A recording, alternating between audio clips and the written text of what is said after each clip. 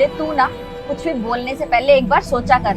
अरे अच्छे लड़के भी हैं, 100 में से 1-2 ही खराब होते हैं। इसका मतलब ये नहीं कि तू हर लड़के को गलत माने, और 1-2% तो लड़कियां भी गलत होती है ना।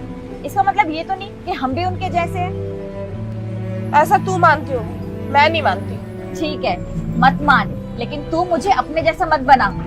और मैं तो किसी के बारे में गलत नहीं सोचती हूँ जब तक वो मेरे साथ गलत ना कर दे।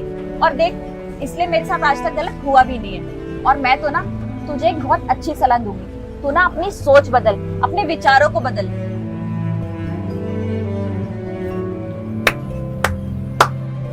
थैंक यू बहन, थैंक यू, सही लड़के को सही बोलने के लिए, वरना लड़कियां तो हमें गलत ही समझती है।